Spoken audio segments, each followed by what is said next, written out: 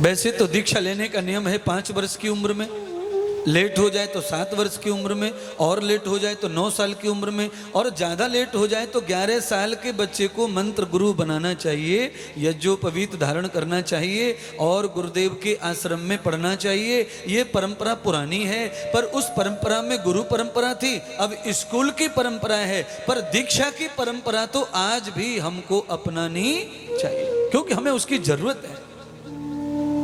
मंत्र से विज्ञान पैदा होता है, मंत्र में विज्ञान होते हैं, मंत्र में विज्ञान है। मंत्र में मन मंत्रयते वर्णोस्तृतीयाः मन युक्त भावेन कृतं पुण्याः।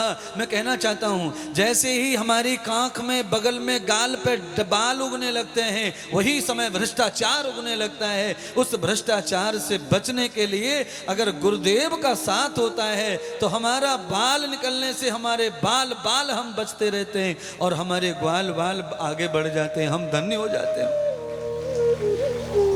बिना गुरु की जवानी अंधी होती है, जवानी में गुरुदेव होते हैं तो आंखों में रोशनी होती है, अंधेरा मिट जाता है। इसीलिए हमारे बाल गोपालों की जवानी अंधेरे में पड़ी है महाराज।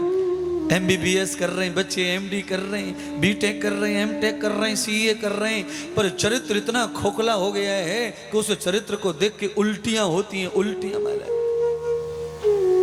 क्या करें पढ़ाई का, क्या करें उस शिक्षा का। मैकाले की शिक्षा ने ऐसा हमारा विष बिखरा दिया है शिक्षा पद्धति में कि सबको चरित्रहीन बना दिया है। कर्महीन विष जावत जेहि।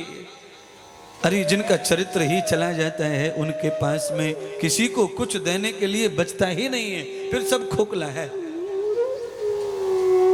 जीवन में धन रहे न रहे, जीवन में सम्मान रहे न रहे, जीवन में स्वरूप रहे न रहे, पर चरित्र रहने से जीवन सुरक्षित रहता है, जीवन कृतार्थ रहता है। आसार भूतम न दर्शनम कृति। प्रेम से जो प्रेम मिलता है वो चरित्र बिगड़ता नहीं, प्रेम से जो प्राप्त होता है वो चरित्र में नहीं गिना जाता है, वो तो हमारे पुण्य प्रताप से मिलता है, हमारे संयोग से मिलता है। हम संसार का चाहे जितना भोग करें, पर जिसमें समाज हानि हो, जिसमें मान हानि हो, वो कर्म ना करें। आज भगवान श्री राम निरंतर गुरुदेव की आज्ञा का पालन करते हैं। गुरु वशिष्ठ जी ने मुहूर्त दिया कि यावतम लक्षणम गृहे, हे राम ये मुहूर्त है, इस मुहूर्त में हम गृहस्थ प्रवेश करेंगे और इस मुहूर्त में गृहस्थ प्रवेश करने से उत्तम उत्तम श्रेष्ठ औलाद का जन्म होगा।